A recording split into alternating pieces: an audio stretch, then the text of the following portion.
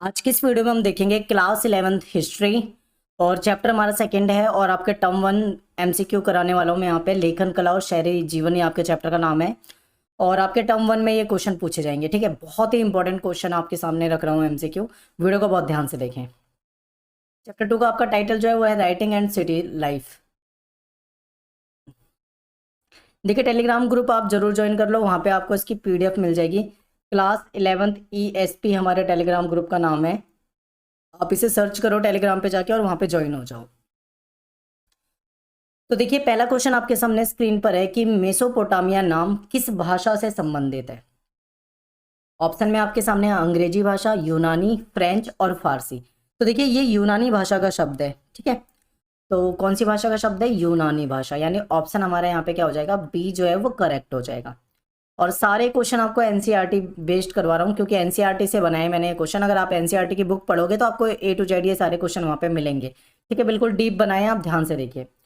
Second question आपके सामने है कि मेसोपोटामिया नाम यूनानी भाषा के किन दो शब्दों से मिलकर बना है। देखिए, यूनानी भाषा से है ये तो हमने पता कर लिया, लेकिन वो कौन से दो शब्द हैं जिससे मिलकर मेसोपोटामिया बना है? ऑप्शन में है मेसोस और पोटामा, ऑप्शन में है मेसोस और फरात, मेसोस और पोटेमोस, और इनमें से कोई नहीं। Question number second. तो देखिए, ये जो बनाई है बनाए मेसोस और पोटेमोस से, तो यानी कि हमारा जो यहाँ पे सी ऑप्शन है ये हमारा सही हो जाएगा, मेसोस और पोटेमोस, ठीक है। इससे मिलकर मेसोपोटामिया बनाए। क्वेश्चन नंबर 3 है कि मेसोपोटामिया जो है वो निम्नलिखित में से किन दो नदियों के बीच का उपजाऊ क्षेत्र था। आपने पढ़ा होगा कि दो नदियां थी और उन दो नदियों के बीच का जो उपजाऊ क्षेत्र था वो मेसोपोटामिया से रिलेटेड है, मेसोपोटामिया है, ठीक है। ऐसा पढ़ा था आपने एनसीईआरटी में। तो वो दो नदियां कौन सी है? ऑप्शन में है दजला और नील नदी, फरात और नील नदी, दजला और फरात। आप सभी जानते होंगे कि दजला और फरात जो है इसके बीच की है, तो यानी ऑप्शन यहाँ पे भी हमारा क्या हो जाएगा? सी ऑप्शन जो है हमारा करेक्ट हो जाएगा। क्वेश्चन नंबर 4 देखिए, मेसोपोटामिया का क्षेत्र वर्तमान में डैश गणराज्य में का हिस्सा है। देखिए, मेसोपोटामिया सभ्यता की बात करते हैं तो अब तो हम वो पुराने समय में पढ़ते हैं, लेकिन अगर आज वर्तमान में देखें तो ये कौन सी मतलब गणराज्य का हिस्सा है? तो ऑप्शन में आपके सामने है ईरान, इराक, जॉर्डन और इजराइल। तो देखिए, ये इराक जो है वर्तमान में जो आप इराक पढ़ते हो इसका हिस्सा है, ठीक है। तो ऑप्शन यहाँ पे क्या हो जाएगा? हमारा बी करेक्ट हो जाएगा। क्वेश्चन नंबर 5 है कि मेसोपोटामिया की सभ्यता डैश के लिए प्रसिद्ध है।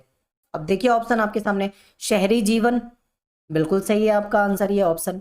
अगला है समृद्ध साहित्य, इसके लिए भी आपका सही हो जाएगा, बिल्कुल ठीक है।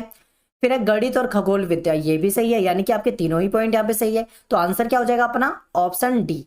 डी का मतलब क्या है? उपरोक्त सभी, यानी कि सारे ही सही है, ठीक है। क्वेश्चन नंबर 6 देखिए, मेसोपोटामिया में पुरातत्व खोजों की शुरुआत डैश दशक में हुई। देखिए, मेसोपोटामिया प्राचीन सभ्यता है, लेकिन इसकी जो पुरातत्व खोज शुरू हुई थी ये शुरू हुई थी 1840 के दशक में। तो यहाँ पे ऑप्शन डी जो है हमारा वो सही होगा, 1840 के दशक में, ठीक है। क्वेश्चन नंबर देखिए 7, ठीक है। क्वेश्चन नंबर है ये 7, यूरोप वासियों के लिए मेसोपोटामिया क्यों महत्वपूर्ण था? कुछ तो कारण रहा होगा। तो देखिए, इसके पीछे कुछ पॉइंट दे रखे हैं। एक कारण ये बताए क्योंकि बाइबल के प्रथम भाग ओल्ड टेस्टामेंट में इसका उल्लेख मिलता है, सही है। ओल्ड टेस्टामेंट की बुक ऑफ जेनेसिस में शिमार का उल्लेख है, शिमार शब्द आप देखोगे, ये भी आपका पॉइंट ठीक लग रहा है। यूरोप के यात्री और विद्वान मेसोपोटामिया को अपने पूर्वजों की भूमि मानते हैं, ये भी आपको पॉइंट एनसीईआरटी में मिल जाएगा। तीनों पॉइंट अगर आप एनसीईआरटी पढ़ोगे तो आपको बिल्कुल करेक्ट मिलेंगे, तो यानी कि तीनों ही करेक्ट है। तो आंसर क्या हो जाएगा अपना? उपरोक्त सभी, यानी ऑप्शन डी। क्वेश्चन नंबर 8 देखिए, क्वेश्चन नंबर 8 है कि किस देश में 7000 से 600 सॉरी 7000 से 6000 ईसा पूर्व, ठीक है, यानी 7000 बात चल रही है यहाँ पे, 7000 BC से 6000 BC यानी ईसा पूर्व के बीच खेती शुरू हुई थी। कहाँ पे हुई थी? ऑप्शन में है ईरान में हुई थी, इराक में हुई थी, सऊदी अरब में हुई थी, या उपरोक्त सभी। क्वेश्चन नंबर 8, तो देखिए आंसर है इसका इराक,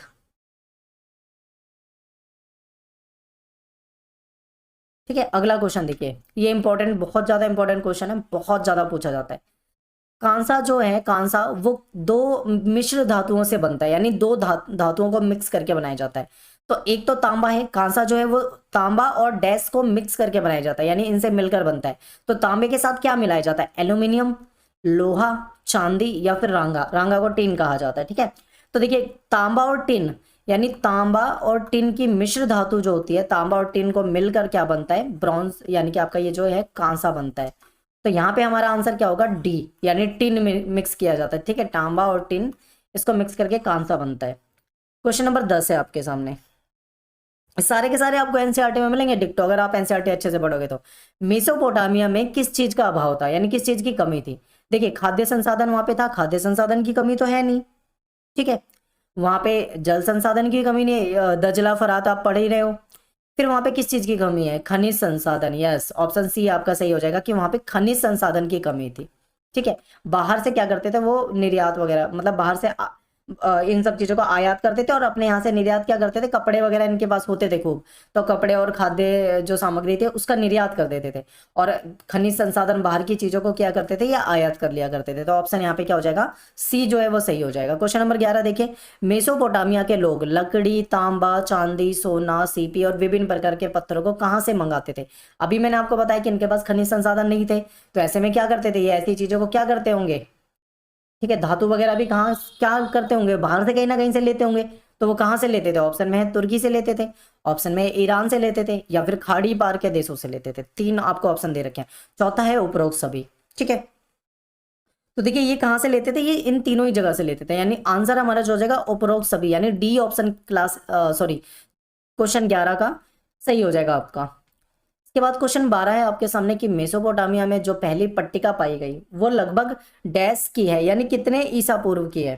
ठीक है, जो पहली पट्टिका पाई गई है, ऑप्शन में आप देखिए एक बार, 1000 ईसा पूर्व, 2000 ईसा पूर्व, 3200 ईसा पूर्व यानी 3200 ईसा पूर्व, तीसरा है 5600 ईसा पूर्व। तो ये लगभग लगभग मानी जाती है 3200 ईसा पूर्व, यानी कि सी ऑप्शन यहाँ पे क्या हो जाएगा, सही हो जाएगा। अगला है कि मेसोपोटामिया के लोग डैश पट्टिका के ऊपर लिखते थे। देखिए उस समय में आज की तरह कॉपी पेन टैबलेट वगैरह तो नहीं होता था, तो क्या करते थे वो, किस पे लिखते थे, पट्टिका पे लिखते थे। पट्टिका किस चीज की होती थी, ऑप्शन में है तांबे की, ऑप्शन में है लोहे की, ऑप्शन में है मिट्टी की, और इनमें से कोई नहीं। तो देखिए मिट्टी की पट्टिका होती थी, मिट्टी को क्या करते थे, गीली करते थे, उसको गूंथते थे, उसको चपटा बनाते थे। उसके बाद जब गीली मिट्टी होती थी उस पर लिखा जाता था नुकीली चीज से, तो वो क्या होता था, बाद में जब सूख जाती थी तो उसमें वो परमानेंट फिक्स हो जाता था। ठीक है, तो ये पट्टिका जो होती थी मिट्टी की होती थी। क्वेश्चन नंबर 13 क्या हो जाएगा, ऑप्शन सी हो जाएगा, मिट्टी की पट्टिका। ठीक है, क्वेश्चन नंबर 14 है, मेसोपोटामिया की सबसे पुरानी ज्ञात भाषा कौन सी। देखो कौन, कई सारी भाषाएं थी, आप सुमेरियन पढ़ोगे, अक्कदी पढ़ोगे, अरेमाइक पढ़ोगे, कई सारी मतलब चीजें पढ़ोगे आप बुक के अंदर आप जाओगे तो, लेकिन सबसे पुरानी पूछा है आपसे, तो यहाँ पे आपको कंफ्यूज नहीं होना है। देखिए सबसे पुरानी अगर आपसे पूछा है तो सुमेरियन थी, क्योंकि इसके बाद दूसरी भाषाएं यहाँ पे आने लगी थी, अक्कदी लोग आए थे तो अक्कदी भाषा हो गई थी बाद में, वो बाद में हुई थी, लेकिन आपसे प्राचीन पूछा है, पुराना पूछा है, तो सुमेरियन हो जाएगा। क्वेश्चन नंबर 15 देखिए, मेसोपोटामिया में 2400 ईसा पूर्व के बाद धीरे धीरे कौन सी भाषा सुमेरियन भाषा का स्थान लेने लगी। देखिए पहले सुमेरियन थी, ये तो प्राचीन है, आपको पता ही है, प्राचीन पुरानी, अभी आपको बताया, लेकिन बाद में फिर दूसरी भाषा के लोग आए तो वो भाषा इसका स्थान लेने लगी, तो वो कौन सी भाषा है। क्वेश्चन नंबर 15 ध्यान से देखिए, तो ये ऑप्शन में है आपके सामने, अक्कदी भाषा, अरेमाइक भाषा, हिब्रू। तो आंसर हो जाएगा आपका अक्कदी। ठीक है, तो ऑप्शन क्या हो जाएगा यहाँ पे, बी सही हो जाएगा। और क्वेश्चन नंबर 15 का हो गया बी, और चलते हैं क्वेश्चन नंबर 16, निम्नलिखित कथन में से कौन सा कथन गलत है। अब देखिए यहाँ पे आपको 4 कथन दिए, इसमें से 3 कथन तो मैंने सही डाल रखे हैं, लेकिन एक कथन मैंने गलत डाल रखा है, आपको वो पहचानना है। मेसोपोटामिया के लिपिक को सैकड़ों चिन्ह सीखने पड़ते थे, ये बिल्कुल सही है, क्योंकि बहुत सारे चिन्ह थे इनके उसमें, ठीक है, लिपि में। इसके बाद है उसे गीली पट्टी पर और उसके सूखने से पहले लिखना होता था, बिल्कुल सही है। अभी मैंने आपको बताया कि गीली मिट्टी का वो गूंथ के बनाते थे पट्टी का, उस पर लिखते थे और उसके बाद सुखा देते थे उसको, यानी सूखने से पहले लिखना होता था, बी भी आपका सही है यहाँ पे।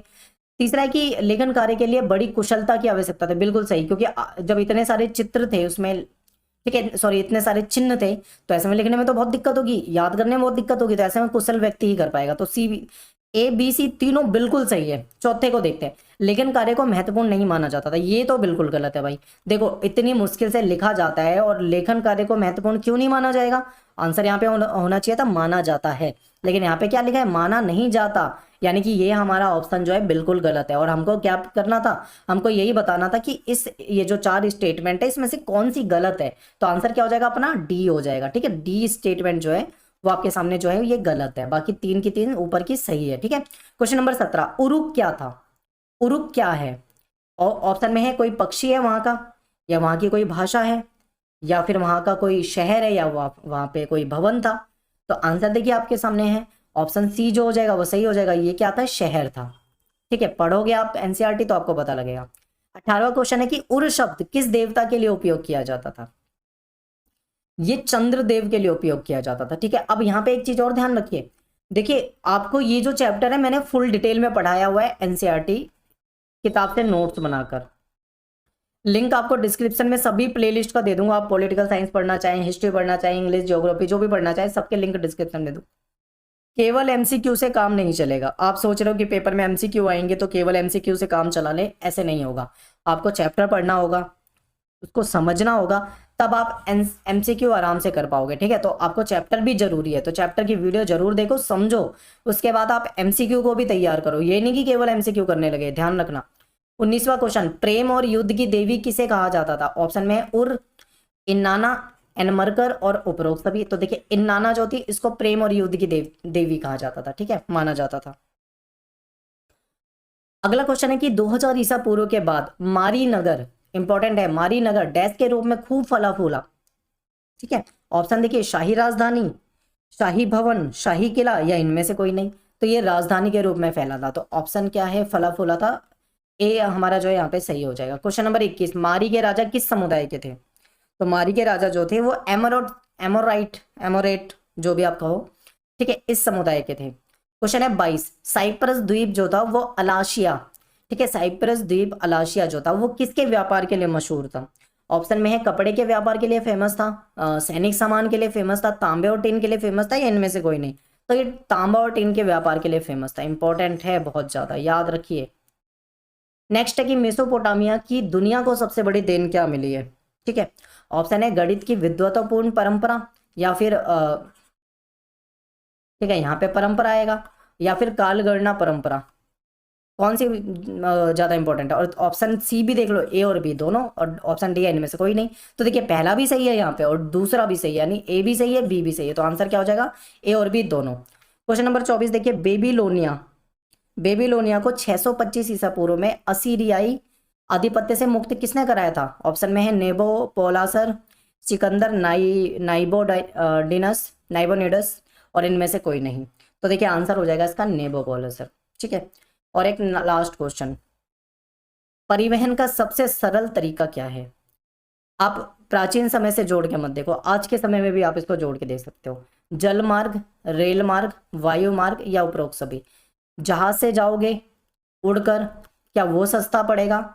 रेल से जाओगे, क्या वो सस्ता पड़ेगा, या जल मार्ग जो होता है वो सस्ता पड़ेगा। ज्यादा मतलब सस्ता, प्राचीन समय में भी देखा जाए और आज के समय में देखे। देखिए प्राचीन समय में ये वायु मार्ग, रेल मार्ग तो नहीं था। अगर आज से हम 50 साल 60 साल पीछे जाए तो तब ये चीजें मिल जाएंगी आपको। लेकिन मैं अगर 2000 4000 साल पीछे जाऊं तब तो ये चीजें नहीं होती थी। तो क्या करते थे लोग, जल मार्ग का इस्तेमाल करते थे। तो यहाँ पे आंसर क्या हो जाएगा, जल मार्ग जो है पुराने समय से यूज किया जाता है, और जल मार्ग जो है सबसे सस्ता है। ठीक है, क्यों, क्योंकि इसके लिए ना आपको कोई सड़क बनानी है, ना आपको कोई दिक्कत है, हवा के वेग से जाते थे इसमें। ठीक है, प्राचीन समय से यूज किया जाता है, तो जल मार्ग जो है सबसे सस्ता है। तो यहाँ पे 25 क्वेश्चन इंपॉर्टेंट डिस्कस किए इस चैप्टर से।